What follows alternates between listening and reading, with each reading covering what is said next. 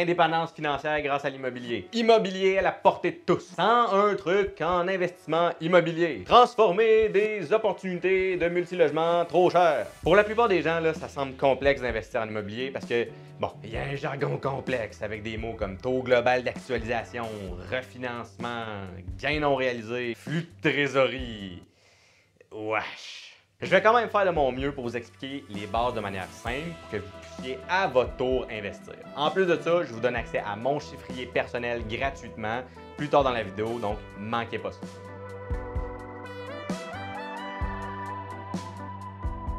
Les gains réalisés versus les gains non réalisés. Un gain réalisé, c'est les profits que vous avez vraiment touchés. Un gain non réalisé, c'est le profit potentiel, mais que vous n'avez pas encore touché. Donc, un exemple de gain réalisé, vous percevez 1000 $ en loyer, puis vous avez 0 $ de dépenses, juste pour l'exemple, ce qui vous laisse un gain réalisé de 1000 $.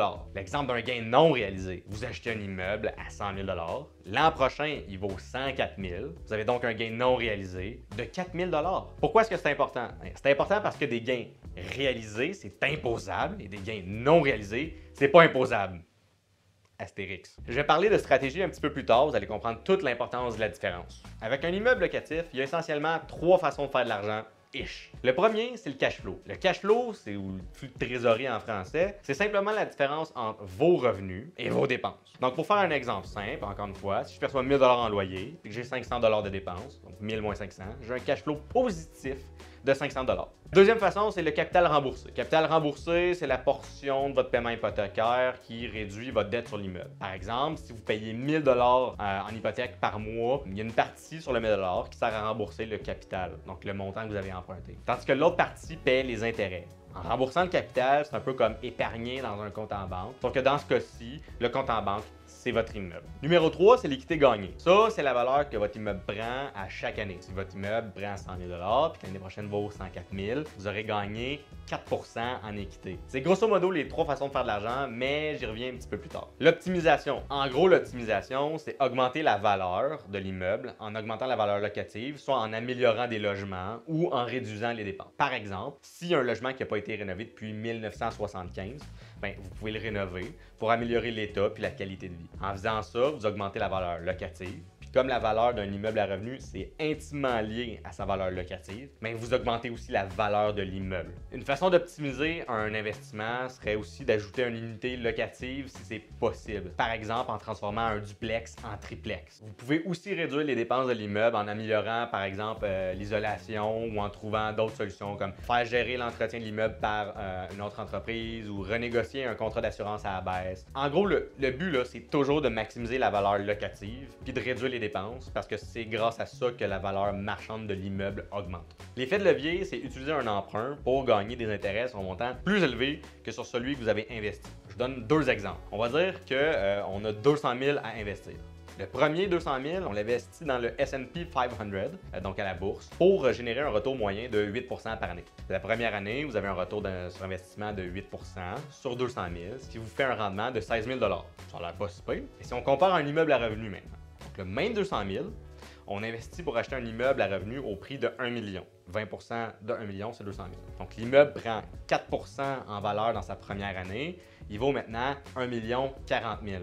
Vous avez donc fait un gain non réalisé de 40 000 $, plus ou moins le cash flow potentiel s'il y en a, plus le capital que vous avez payé sur l'immeuble. Tout ça pour le même 200 000 $ d'investi. Bon, maintenant que la table est mise, comment est-ce qu'on calcule le rendement d'un immeuble à revenus? Comment est-ce qu'on calcule sa valeur marchande? Parce que essentiellement, on veut savoir combien on doit payer l'immeuble puis combien on estime réaliser en gain. Pour ça, il y a des métriques. La première métrique, c'est le MRB. Le MRB, c'est le multiplicateur de revenus bruts. Essentiellement, en combien d'années est-ce que l'immeuble se paye avec les revenus s'il y avait 0 dépense, aucune dépense? Un exemple, on a un immeuble qui produit un revenu annuel de 50 000. Le prix affiché est de 800 000 $, donc 800 000 $ divisé par 50 000, ça fait 16.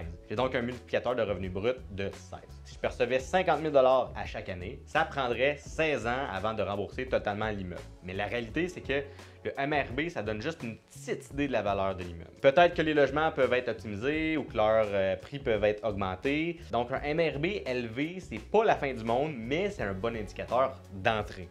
Le cash on cash return, c'est une métrique simple pour évaluer la rentabilité d'un investissement par rapport au capital qu'on a investi. En gros, le cash flow me rapporte combien par rapport à mon investissement que j'ai mis réellement. Ça se calcule en divisant le revenu net annuel de l'immeuble par le montant qu'on investit. Par exemple, si vous achetez un immeuble avec une mise de fonds de 100 000 puis cet immeuble-là, il génère 10 000 net par année, votre cash on cash return va être de 10 parce qu'il vous rapporte 10 de ce que vous avez investi par année. Si vous êtes futé, vous aurez compris que le cash on cash augmente à chaque année parce que vos revenus augmentent. Donc, c'est une bonne métrique à connaître pour savoir si un immeuble a une bonne rentabilité d'entrée de jeu. Le cap rate ou le taux de capitalisation, c'est comme le cash on cash return, mais si tu payais l'immeuble comptant. Donc, c'est un indicateur qui permet de mesurer la rentabilité d'un immeuble en fonction de ses revenus. Le terme français utilisé, c'est TGA pour taux global d'actualisation, que je trouve particulièrement moche. Ça se calcule en divisant le revenu net annuel par le prix d'achat. Par exemple, si un immeuble rapporte 10 000 de revenus net par année, puis qui vaut 200 000, son taux de capitalisation serait de 5 Donc, en gros, en achetant l'immeuble cash, il rapporte 5 du montant qu'on investit en revenus locatifs. Plus le taux de capitalisation est élevé, plus le rendement est intéressant pour l'investisseur. Bon, le cap rate, c'est la métrique la plus utilisée probablement pour calculer la rentabilité d'un immeuble. Puis comme le cash on cash return, c'est une bonne métrique à connaître pour savoir si un immeuble a une bonne rentabilité d'entrée de jeu ou non.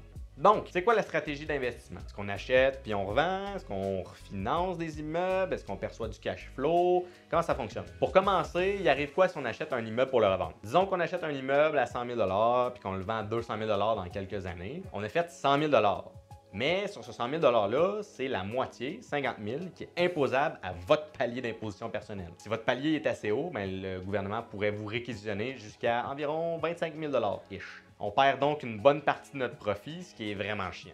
L'autre option, c'est de refinancer l'immeuble, ce qui veut dire de remplacer votre prêt existant par un nouveau prêt pour accéder à des liquidités. Si votre immeuble valait 100 000 puis qu'il vaut maintenant 200 000, il a pris 100 000 en valeur. Vous pouvez généralement refinancer jusqu'à 80-90% de la valeur d'un immeuble, ça dépend de ce que la banque va vous donner. Donc, on va faire un exemple vraiment simplifié. Dans ce cas-ci, votre immeuble a pris 100 000 en valeur.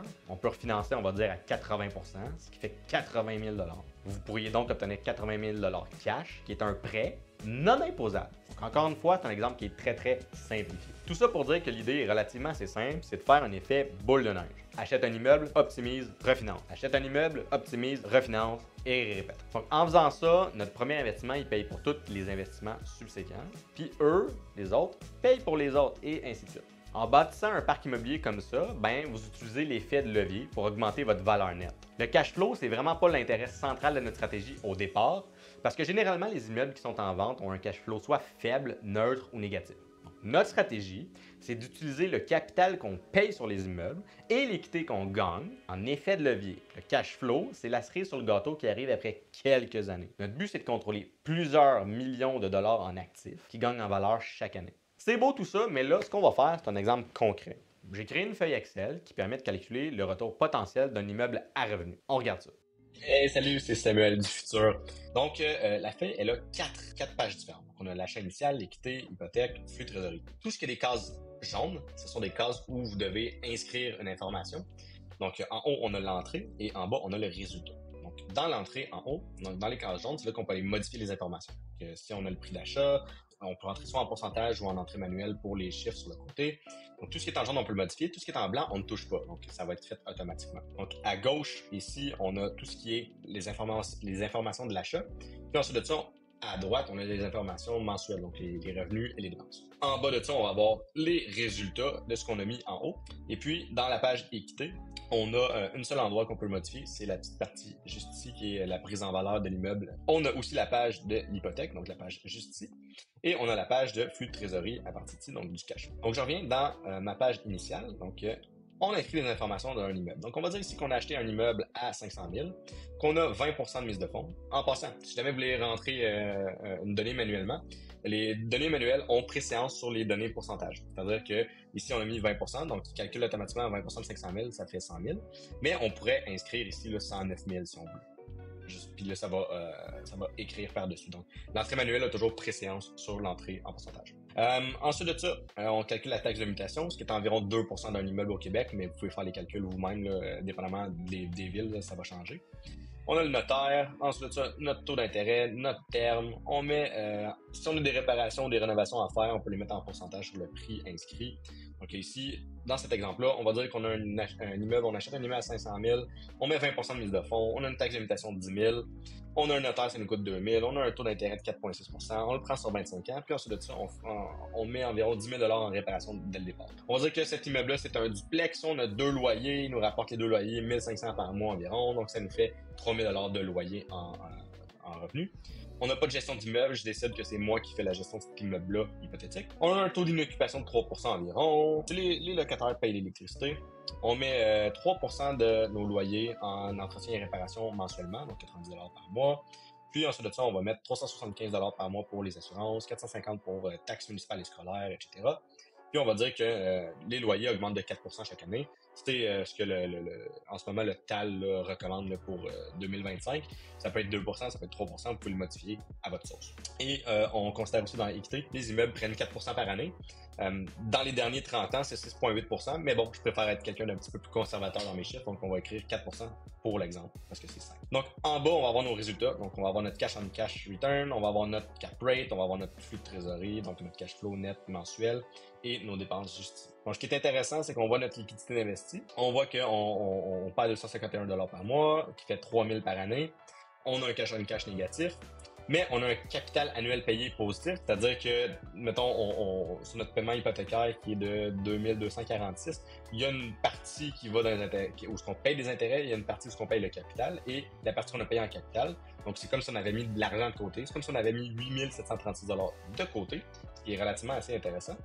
Et on a gagné en équité, donc en valeur sur l'immeuble dans un an. L'immeuble a pris 20 000 $ en valeur. Ce qui fait en sorte qu'on a gagné, en théorie, en gains non réalisés et réalisés, 25 723 $. Ce qui fait un retour sur investissement de 21,1% sur le 122 000 qu'on investit. Et si on faisait les cumulatifs, donc on fait tout ça ensemble, donc on fait moins 3 000 de cash flow, plus 8 736 en capital annuel payé, plus 20 000, on est à 25 723 $ qu'on aurait fait pour la première année. À noter que le capital annuel payé et le cash flow, on paye de l'impôt là-dessus. C'est-à-dire que le cash flow, on paye de l'impôt, si c'est positif, bien évidemment. Et le capital annuel payé, on paye de l'impôt aussi si c'est un investissement, si c'est une propriété secondaire, c'est-à-dire que c'est pas notre propriété primaire. On doit payer de l'impôt là-dessus, donc juste n'oubliez pas ça parce que c'est très, très important. Parce que le gouvernement considère que c'est un gain réalisé, ce que je trouve un peu stupide parce que tu le perçois pas vraiment tant que tu vends pas l'immeuble ou tant que tu refinances pas. Mais bon, ça fait partie de la game. Et on a le cumulatif de l'équité. Donc ça, on paye pas d'impôt là-dessus pour l'instant. Tant qu'on vend pas, on payera pas d'impôt sur l'équité qu'on a gagnée sur un immeuble. En dessous de ça, on a un petit comparatif avec si on avait investi dans la bourse, dans le S&P 500 à 8%. Donc si on avait juste investi dans un rendement de 8%, pour le même 122 000, donc on aurait fait 25 000 en immobilier, puis on aurait fait 9 000 dans la bourse. Bien évidemment, là, tout ce que je dis aujourd'hui, c'est très, très raccourci, très, très simplifié. Ensuite de ça, on a 5 ans, on a les cumulatifs. Donc, dans 5 ans, le cumulatif total va être de cash flow payé va être de moins 2 925 $. On va avoir fait un cumulatif de capital payé. On va avoir payé en capital 47 000, environ 48 000. Puis on va avoir gagné en équité 108 000. Donc, ça va faire en sorte qu'on a une cumulatif de gains qu'on n'a pas nécessairement touché dans nos poches encore, de 153 000. Et puis, c'est là que ça devient intéressant parce qu'on peut refinancer environ 80% de ce montant-là et donc aller rechercher notre liquidité qu'on investit dans 5 ans et acheter un autre immeuble ou faire les investissements que vous voulez. Vous voyez, ça devient relativement assez intéressant après 5 ans avec cet immeuble-là, puis après ça, après 10 ans, puis après 20 ans, ça devient intéressant. Vous remarquez aussi que le cash on cash return augmente toujours, que notre capital annuel payé à chaque année augmente et que notre équité annuelle gagnée augmente toujours parce que, bien évidemment, tout ce qui nous rapporte des sous augmente à chaque année avec un immeuble. Nos dépenses aussi d'ailleurs, mais le prix d'achat reste toujours le même. C'est que le paiement va tout le temps rester relativement assez similaire à ce qu'on a, à moins, bien évidemment, qu'il y ait des changements de taux d'intérêt vraiment, vraiment drastiques. C'était la présentation de mon chiffrier Excel, donc si jamais vous voulez l'avoir, restez jusqu'à la fin de la vidéo, je vous indique comment faire plus tard. Vous avez maintenant des bases solides pour calculer vous-même si un investissement est rentable ou non. Pour la suite, c'est là que je peux entrer en jeu. Calculer la rentabilité d'un immeuble, c'est juste l'étape numéro 1. Vous allez devoir visiter les immeubles, lire les déclarations du vendeur, poser les bonnes questions, faire des vérifications diligentes, faire des offres, obtenir un financement, négocier, puis bien d'autres affaires. Vous représentez pour l'achat, c'est gratuit, donc prenez le temps de me contacter, ça va me faire plus que plaisir de vous aider dans vos démarches. La feuille de calcul est disponible sur mon site web. Le lien complet est dans la description de la vidéo. Si vous avez apprécié la vidéo, s'il vous plaît, abonnez-vous, partagez avec vos amis, ça ferait mon bonheur. Merci. À la prochaine.